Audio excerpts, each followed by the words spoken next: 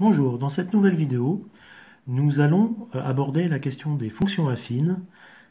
Cette vidéo s'adresse prioritairement aux élèves de seconde, mais aussi aux élèves de terminale STMG qui voudraient réviser sur ce sujet, ou à n'importe qui voudrait réviser donc sur ce sujet général des fonctions affines. Alors, on rappelle qu'une fonction affine, c'est une fonction définie sur l'ensemble des réels par la formule suivante. À chaque réel x, j'associe un autre réel que je vais appeler f de x, l'image de x par la fonction f, et qui est calculé grâce à une formule de la forme a fois x plus b, où a et b sont des réels fixés auparavant. Donc, par exemple, f de x égale 3x plus 7 ou f de x égale 1 tiers de x moins 1 seraient des fonctions affines. Une première propriété essentielle des fonctions affines est que leurs graphes sont des droites. Le graphe d'une fonction affine est toujours une droite et on va le prouver.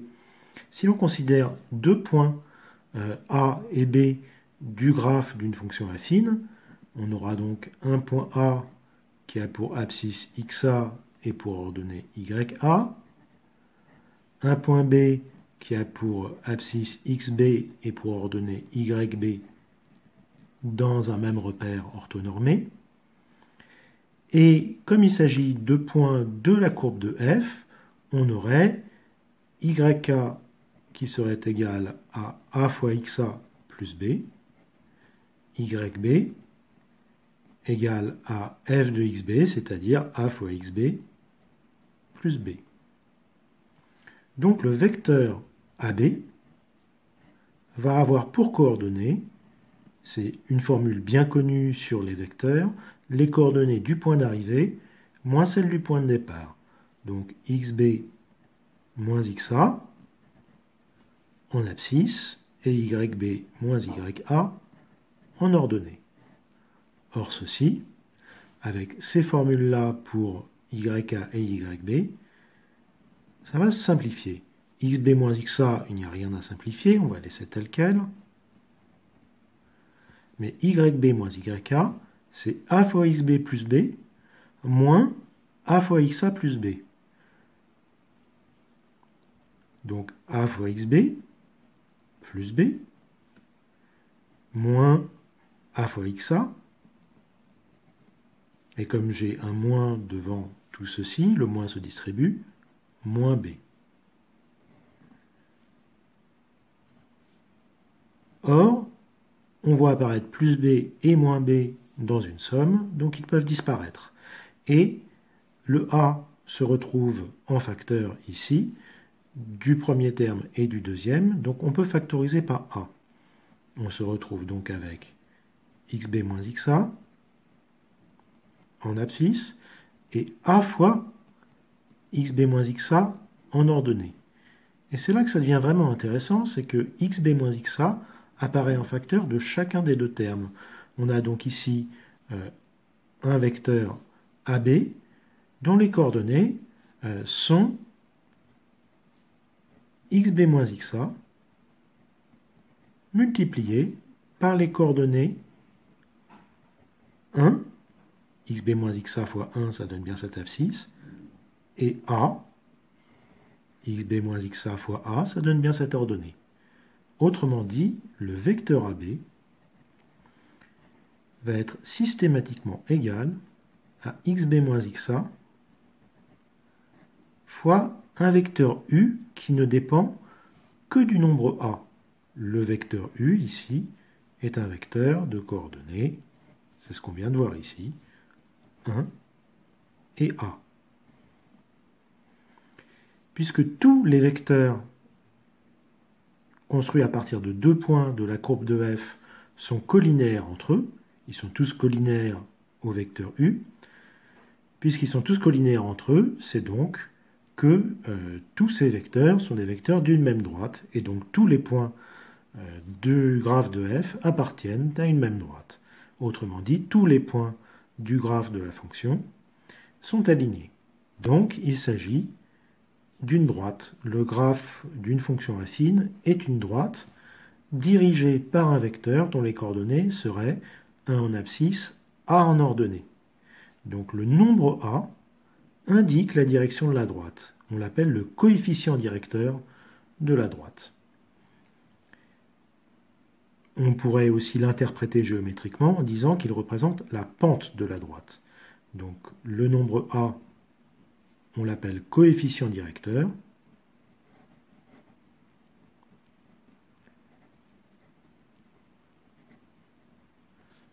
Ou pente de la droite. De quelle droite s'agit-il? Eh bien de la droite dont l'équation est y égale ax plus b.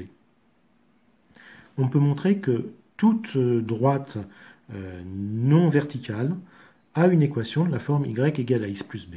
Donc les fonctions affines ont pour graphe des droites, mais la réciproque est aussi vraie. Les droites sont les graphes de fonctions affines. Encore un petit mot sur l'interprétation géométrique.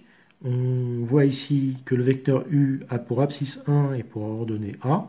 Autrement dit, le vecteur u s'obtient en prenant une fois le vecteur i et en rajoutant a fois le vecteur j dans une base orthonormée ij. Autrement dit, quand on avance d'une unité, on varie de a unité en ordonnée. Voilà l'interprétation donc de la pente de la droite.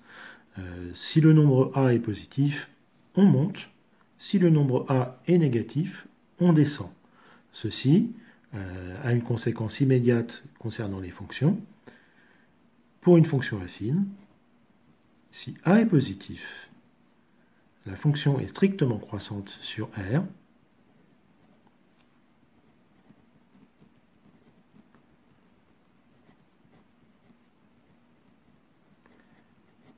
Et si a est négatif,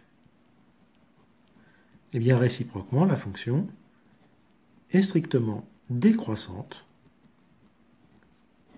sur R. On peut d'ailleurs le retrouver avec la définition de fonction croissante, fonction décroissante, avec la petite remarque qu'on avait faite au-dessus. Ici, le calcul de A, de quoi s'agissait-il? Eh bien, il s'agissait de prendre la différence des ordonnées et de la diviser par la différence des abscisses. Donc le coefficient directeur s'obtient en prenant yb moins yk sur xb moins xa.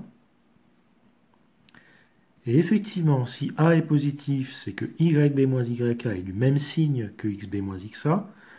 Et si a est négatif, c'est qu'ils sont de signes opposés. Or, qu'est-ce que c'est qu'une fonction strictement croissante? C'est une fonction dont les antécédents et les images sont rangés dans le même ordre.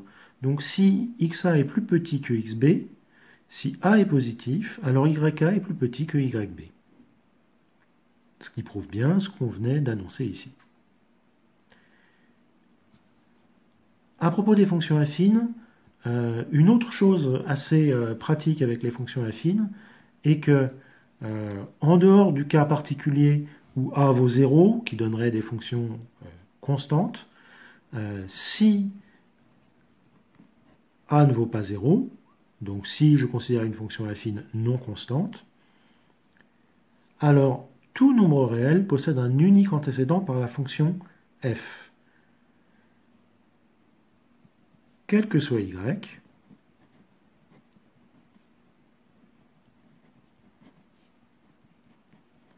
l'équation f de x égale y possède une seule solution.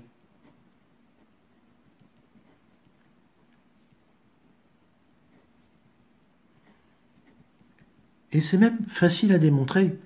On résout simplement l'équation. f de x ici, c'est ax plus b. On va faire passer le b à droite. Ax égale y moins b. Et puis on va diviser par a, puisqu'on a supposé que a n'est pas nul. Donc x égale y moins b divisé par a. On peut remarquer d'ailleurs qu'il s'agit encore de l'image de y par une fonction affine. Ici, si je développe la division par a, on se retrouve avec 1 sur a fois y plus moins b sur a. C'est-à-dire, effectivement, y multiplié par une constante plus une autre constante. Toutes les solutions des équations du premier degré sont données par une autre fonction affine dont les coefficients directeurs seraient 1 sur a et l'ordonnée à l'origine serait moins b sur a. En particulier, si y égale 0, la seule solution est moins b sur a. Donc la solution d'une équation générale du premier degré, ax plus b égale 0, c'est un cas particulier du calcul qu'on vient de faire. La seule solution, c'est moins b sur a.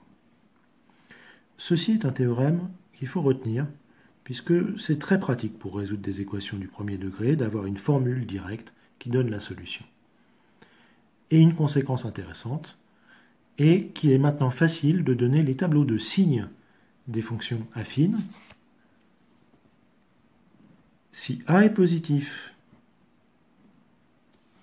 on a dit que la fonction était strictement croissante, on l'a raconté auparavant. Donc, sur R, la fonction étant strictement croissante, elle va partir de valeurs négatives et aller ensuite à des valeurs positives. Et on vient de dire que c'est en moins b sur a qu'elle passe par 0. Donc, voilà le tableau de signes d'une fonction affine de coefficient directeur positif. Et réciproquement, si a est négatif, notre raisonnement pour résoudre l'équation reste vrai. La seule solution de l'équation f de x égale 0, c'est toujours moins b sur a. Mais cette fois-ci, la fonction est strictement décroissante, donc elle part de valeurs positives pour aller à des valeurs négatives.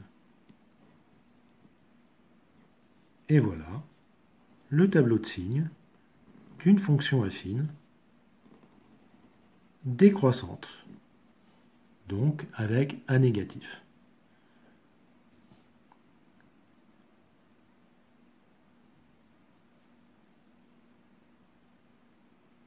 Voilà, avec ce qu'on vient de raconter sur les fonctions affines, je pense que vous pouvez résoudre les quelques petits exercices que je propose maintenant. Je mets des petits exercices variés, mais qui utilisent tous des résultats sur les fonctions affines. Si je vous demande de me résoudre l'équation 3x moins 2 septièmes égale 0, je pense que c'est un exercice vraiment facile. Je peux vous demander aussi de résoudre une inéquation, c'est pas tellement plus difficile. Moins 1 tiers de x plus 3 cinquièmes est positif. C'est encore assez facile avec ce qu'on vient de raconter. Enfin, je peux demander d'établir le tableau de signes complet d'une fonction affine, mais c'est pas plus difficile non plus que ce qu'on vient de raconter. Donc, si je vous demande d'établir le tableau de signes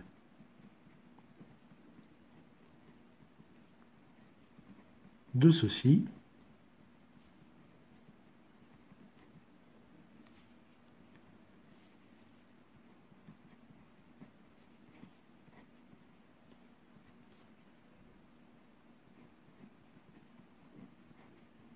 vous allez vous dire que je suis en train de me tromper, que ce n'est pas une fonction affine. Eh bien, développez, regardez ce que ça donne. En développant, vous devriez tomber sur une fonction affine et vous devriez pouvoir être capable de conclure. Voilà donc 3 petits exercices qui seront corrigés lors de la prochaine vidéo. Nous étudierons donc des tableaux de signes de fonctions construites à partir de fonctions affines à l'aide de produits ou de quotient.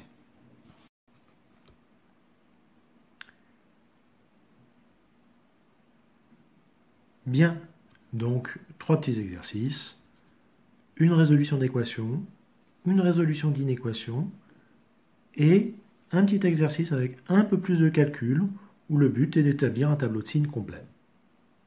À la prochaine fois!